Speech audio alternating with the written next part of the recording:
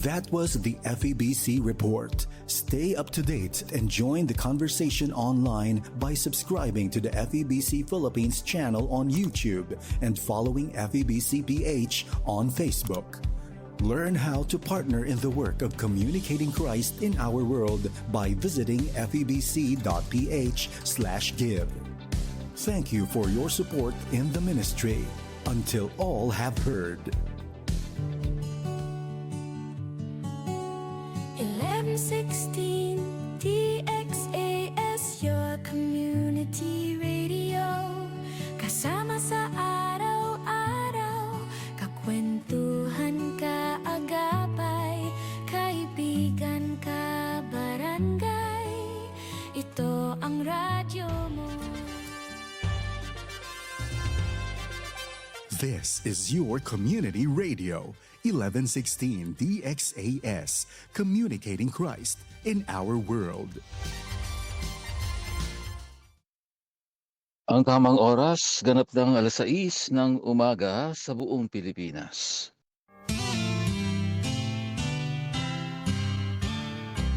May harding mapananalanginan, doon si Jesus naghihintay. O kainam ng panalangin ng hardin, doon kay gandang manalangin. Tayong natulog sa luklukan ng Diyos sa hardin ng pananalangin. Mapagpalang araw pong muli sa lahat ng ating mga minamahal na kaibigan at ating mga tagapakinig. Kayo po ay patuloy na sumusubaybay dito sa ating programang Hardin ng Panalangin. Ako pong muli ang inyong kaibigang hardinero, Pastor Eman Aquino, na nagsasabing, every gising is a blessing. Masaya po akong muling makasalo kayo ngayong umaga sa ating pananalangin at siyempre tayo'y muling mapalakas ng Diyos sa kanyang makapangyarihang mga salita na siyang bumabago ng ating buhay. Halina kayo mga kaibigan, wag na po nating pagtagalin, magsimula na po tayo sa pagbubulay sa mga salita ng Diyos.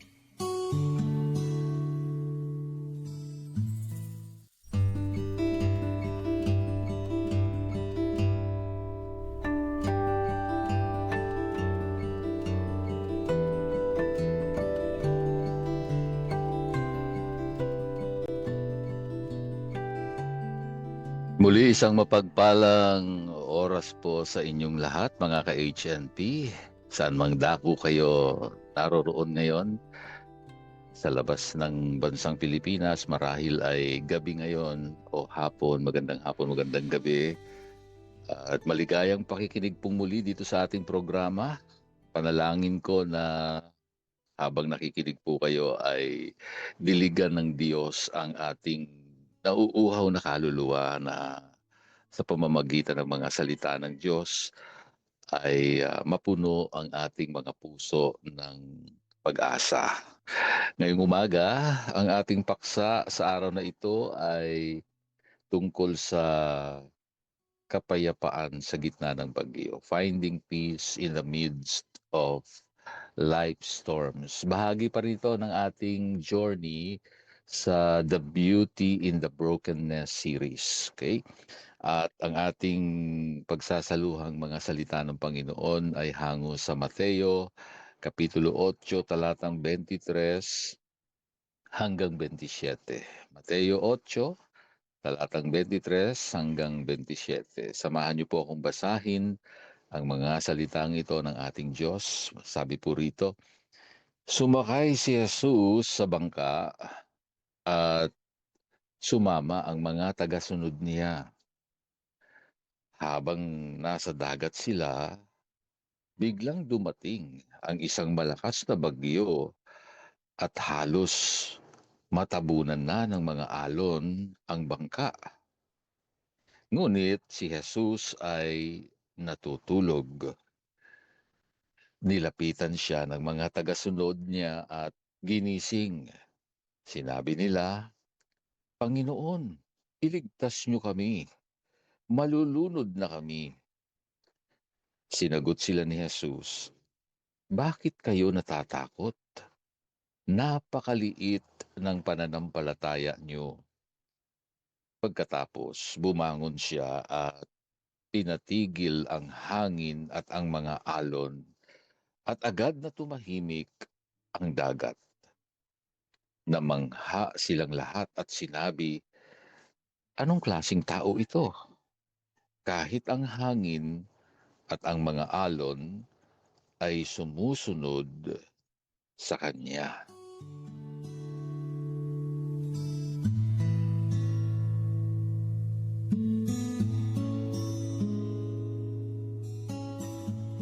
Marahil ay marami sa atin ngayon ang dumadaan sa sarili nating bagyo, di po ba? Maaaring ito ay problema sa pamilya, kakapusan sa pananalapi, o kaya naman ay bagyo ng kalungkutan at pag-aalinlangan. Nakakapagod po, di po ba? Medyo mahirap pag dumadaan tayo sa ganitong mga bagyo ng buhay. Pero ang pangako po ng Panginoon sa atin, hindi niya tayo iiwan sa gitna ng unos. Anumang bagyo ng buhay ang pinagdadaanan natin ngayon. Malinaw po ang pangako ng Diyos. Hindi niya tayo iiwan. Kaya nga mahalaga yung maging sensitibo tayo palagi sa presensya ng Diyos. Sa anumang sitwasyong naroon ka ngayon, huwag kong mawawala sa isip mo yan. Ang Diyos ay laging nating kasama. Kung babalikan natin muli itong kwento dito sa Mateo 8:23 hanggang 27, ganito po yung ipinapakita. Habang nasa gitna ng dagat ang mga alagad, biglang bumugso ang isang malakas na bagyo. Nakita po natin yan. Yung mga alagad na ito ay bihasa po itong mangingisda, pero natakot po sila sa pagkakataong ito. Kakaiba siguro ang sitwasyon. Hindi pa nila nararanasan sa tanang buhay nila ng pangingisda. Pero si Jesus, natutulog lang po siya sa hulihan ng bangka. Ang tanong, bakit nga ba kaya natutulog si Jesus sa ganitong pagkakataon? Simple lang naman ang ipinapakita at ang kasagutan. Dahil alam niya kung sino ang may kontrol. Malinaw yan lagi sa puso ng Panginoong Yesus pag siya'y gumagalaw. Alam niya kung sino ang may hawak ng bit. Kaya nung ginising siya ng mga alagad, sinabi niya, bakit kayo natatakot? O kayong kakaunti ang pananampalataya? Grabe, ang bigat ng kanyang sinabi sa mga disciples.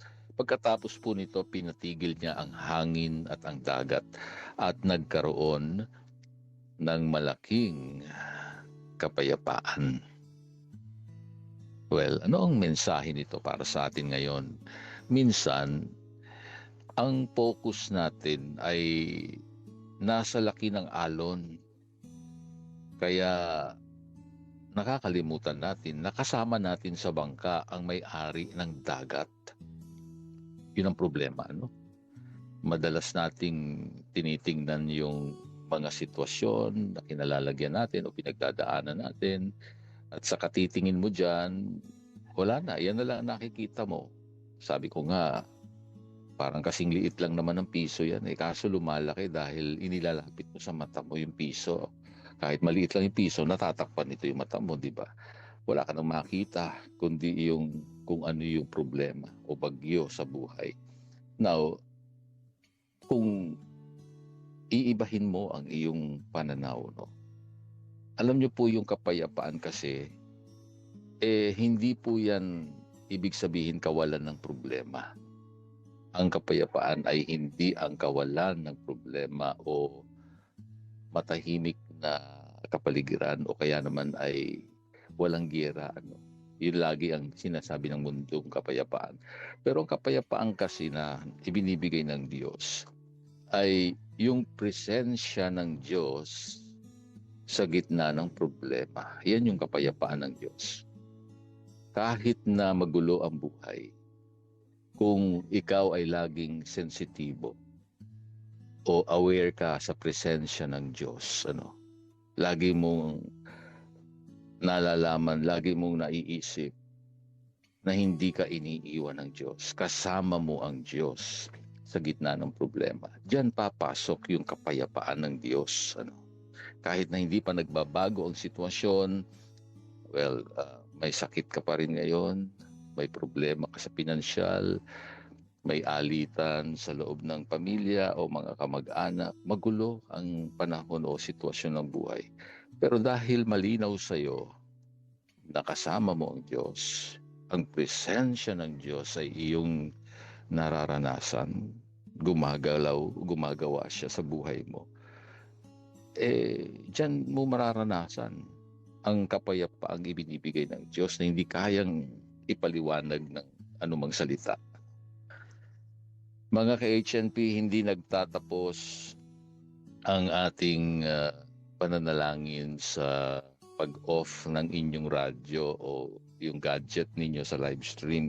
Hindi po dyan nagtatapos yung pananalangin. Kasi ang tunay na pananampalataya ay mayroon pong kalakip na gawa. Kaya alam nyo, bago po tayo mag-pray ngayong umaga, may hamon ako sa inyo ngayong araw. Meron tayong pwedeng gawin. Number 1, magbahagi ka ng liwanag. Isipin mo ang isang kaibigan o kamag-anak na alam mong dumadaan din sa bagyo ngayon.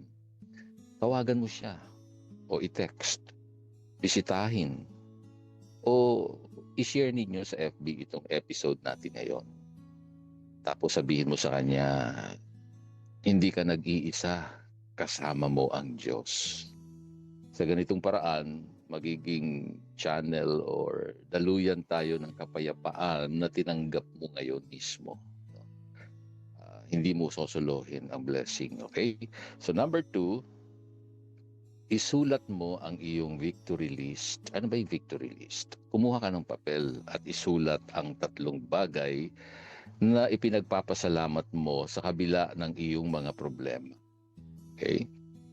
Kapag kasi, sabi ko nga kanina, tayo ay nakatitig sa biyaya ng Diyos, mas maliit tingnan ang dambuhalang problema. Akala mo lang naman dambuhala, pero kasing liit lang naman ang piso kapag ikaw ay laging nakatingin sa kakayahan ng Diyos, sa biyaya ng Diyos, sa presensya ng Diyos. Naku, talaga naman mapupuno ka ng pagtitiwala sa Panginoon sa iyong kalagayan. Okay?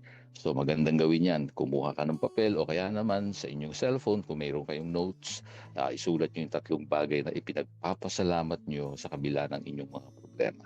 Pangatlo, kumilos po kayo sa pananampalataya. Ibig sabihin, kung mayroon kang hinihintay na sagot sa panalangin, gumawa ka ng isang hakbang ng pagtitiwala ngayong araw. Kung trabaho ang hanap mo, magpasa ka na ng resume. Kung relasyon ang may lamat o alitan sa loob ng tahanan o pamilya, mag-abot ka na agad ng kamay mo para sa pagpapatawad. Huwag mo nang pagtagalin.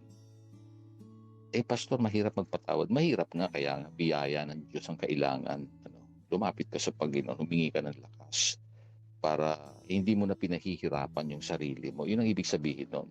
Kaya tayo tinuturuan ng Panginoon na magpatawad kasi ayaw ng Panginoong mahirapan ka pa. Dahil hindi naman yung taong gumawa sa iyo ng masama sa totoo lang ang nahihirapan, kundi una sa lahat nahihirapan tayo mismo. Kaya iabot mo na yung kamay mo sa pagpapatawad. Huwag nating hayaang manatili lang sa hangin ang ating mga panalangin. So 3 bagay po yan. Ang una ay magbahagi ng liwanag. Ikalawa, isulat ang iyong victory list. Pangatlo, kumilos ka sa pananampalataya. Ipamuhay po natin o i-apply natin sa ating buhay itong mga bagay na ito na nabanggit natin. Mga ka-HNP, nawa po ay matapos tayo sa pakikinig ng programang ito ng may ngiti sa inyong mga labi. At syempre meron din katiyakan sa inyong mga puso.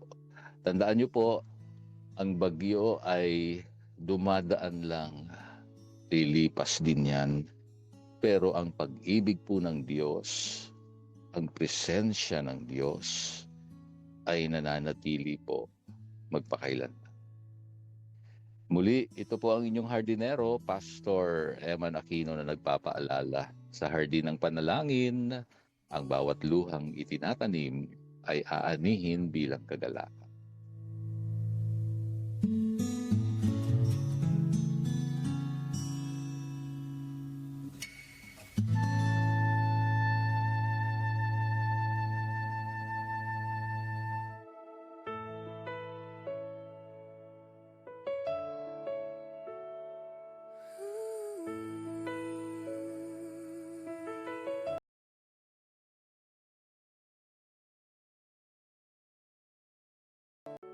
O Panginoon naming dakila, purihin ang ngalan mo magpakailanman.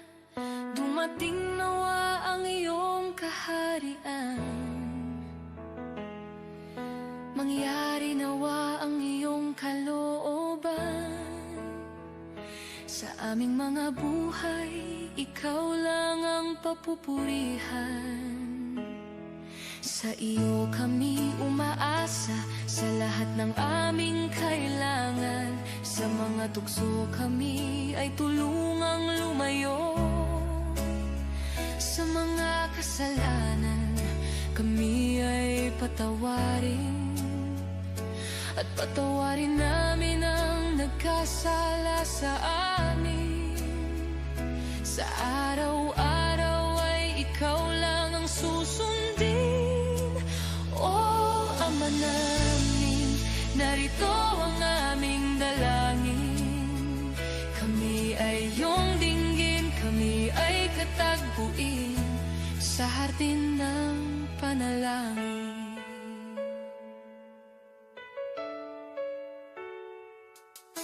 Ikaw ang aming pag-asa sa bawat problema at kabigatan. Ayon sa iyong mabuting plano at kalooban, makakaasa kami ng kasagutan at bibigyan ng kalakasan at kagalakan. O Ama namin, narito ang aming dalangin. Kami ay iyong dinggin, kami ay katagpuin sa hardin ng panalangin. O Ama namin, narito ang aming dalangin. Kami ay iyong dinggin, kami ay katagpuin sa hardin ng panalangin.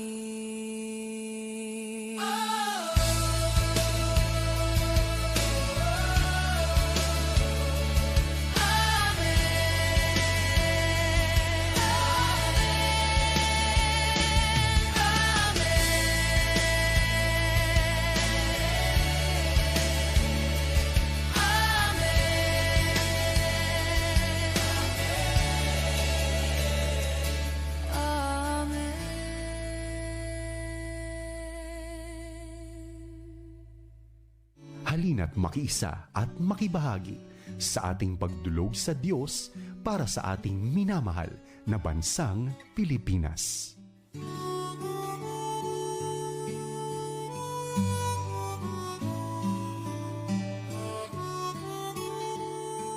Kayo ay nakikinig pa rin dito sa Himpilang 1116 DXAS, your community radio. Dito po ang inyong kahilingan ay dinadala natin sa presensya ng Diyos. Saan ka man naroon ngayon, kung ikaw ay nagmamaneho, nagluluto, o nakahiga ka ngayon sa banig ng karamdaman, samahan niyo po ako sa pananalangin. Mapagpalang Ama na nasa langit, lumalapit kami sa iyo ng may pagpapakumbaba. Kinikilala po namin na sa aming sarili, kami po ay mahina. Ang mga bagyo ng buhay ay tila nagpapabagsak sa amin. Muli po iparamdam mo sa bawat nakikinig ang iyong yakap at sabihin po ninyo sa aming mga puso, tumahimik ka, huminahon ka.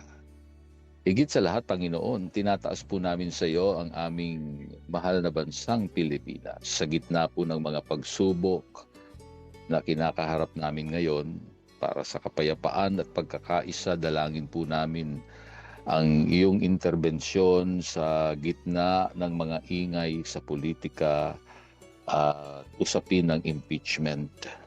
Alisin niyo po ang pagkakabahabahagi sa aming bansa at bigyan kami ng ang aming mga leader ng karunungan pong nagmumula sa iyo upang unahin po nila ang kapakanan ng mga mahihirap naming kababayan. Basbasan niyo po ang mga manggagawang Pilipino na humaharap po sa hamon ng pagtaas ng presyo ng bilihin at petrolyo. Panginoon, ikaw po ang aming dakilang provider. Sinusustinahan niyo po kami. Huwag niyo pong hayaang may pamilyang magutom. Pinapanalangin din po namin yung aming mga kababayan sa Albay, sa Bicol, at mga karatig lugar na apektado po ng pag-aalburuto ng Bulkang Mayon. Protektahan niyo po yung bawat pamilyang kailangang lumikas at itigil po ninyo sana yung anumang sakunang banta sa aming kaligtasan. Dalangin po namin na yung katotohanan sa bawat isyong kinakaharap ng aming lipunan, nawa po ay maghari ang hustisya at pag-ibig sa bawat lugar ng aming bansa. Salamat po, Panginoon, dahil sa gitna ng kaguluhan, sa gitna ng iba't ibang paghihirap ng bansang Pilipinas, ikaw po ang aming matatag na kanlungan. Sabi mo, ikaw naman yung aming refuge, ikaw yung aming strength, ikaw din yung ever-present help in trouble. Katagpuin po ninyo ang pangangailangan ng aming mga tagapakinig ngayong umaga, ang Del Oro family. Pagpalain niyo po, Panginoon, makatagpo kanila, makilala ka po ng kanilang pamilya, bawat isa mabuksan ang puso, at makilala si Jesus bilang Panginoon at tagapagligtas ng kanilang buhay. Pagpalain mo rin si Dolores Gamba ng kapayapaang sa iyo nagbubula at nawa po ang pakikipagkasundo sa buong pamilya. Panginoon, ikaw ang Diyos na mamamagitan po sa kanila. Pagpalain niyo rin, Panginoon, sa mga oras na to si Etheline Tumbokon o si Agnes Tumbokon na maging maayos po yung kanyang x-ray. Dalangin namin na walang magiging problema sa kanyang mga papel sa application niya sa abroad. Dalangin namin ang pag-iingat at mabuting kalusugan lamang ang kanyang maranasan. Si Evelyn Negrito at ang kanyang buong pamilya, pagpalain niyo po. Kasama ang Bonyog family, si Ma'am Agnes, patuloy na kaaliwan, Panginoon, sa kanilang pagdadalamhati dahil sa pagpanaw ng kanyang mister. Ikaw pa rin ang Diyos na kasama po nila at nawa po ay patuloy silang maging sensitibo sa presensya mo, Panginoon, sa gitna ng kanilang kalungkutan. At dalangin kong patuloy mong iingatan mga kababayan namin sa Taiwan, Lord, si Arnel Palencia. Dalangin ko ang kanyang buong pamilya, ikaw ang Diyos na siyang mangangalaga po sa kanila. At maging kay Anwil Matan Palencia, dalangin po namin tulungan mo siya sa kanyang kondisyon, maayos po nawang makapagsalita. At pagpalain mo, Panginoon, si Ate Baby, Lord, yung kanyang dinaramdam na pananakit ng kanyang tuhod. Ikaw po ang Diyos na kanyang kalakasan. Kasama na rin si Daphne Ignacio sa kanyang pananakit ng kanyang paa. Ikaw, Panginoon, ang nagpapalakas.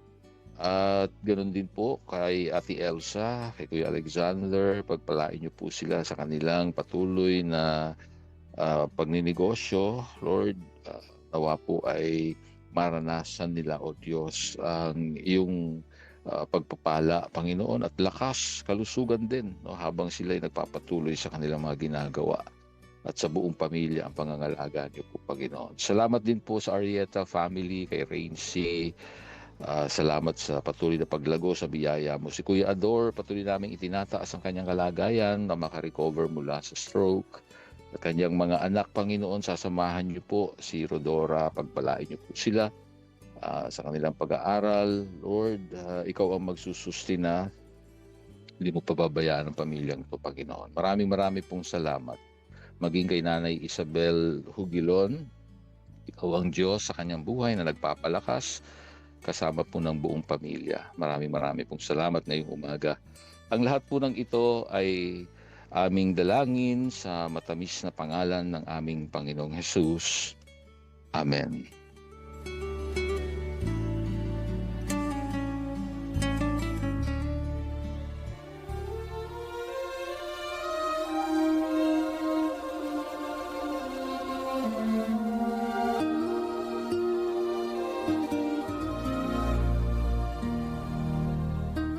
Kagalakan ko po ang maging lingkod ng Diyos sa inyong buhay dito pa rin sa Himpilang 1116 DXAS, your community radio. Isa lamang po kami sa mga himpilan ng FEBC Philippines, kasapi ng kapisanan ng mga broadcaster ng Pilipinas. Kung nangangailangan po kayo ng panalangin at pagbisita sa inyong bahay, maaari nyo pong ipadala ang inyong mensahe sa mobile number 0917-125-8201. Hanggang sa susunod pong muli sa parehong oras at himpilan pa rin, maraming salamat sa inyong pakikinig at maraming salamat kay Rolando Alfonso at Romel Paulino na umaalalay sa atin sa bawat umaga.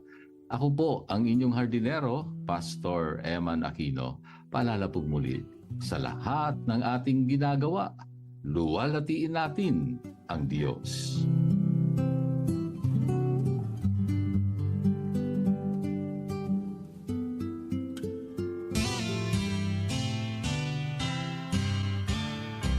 May harding mapananalanginan, doon si Jesus naghihintay.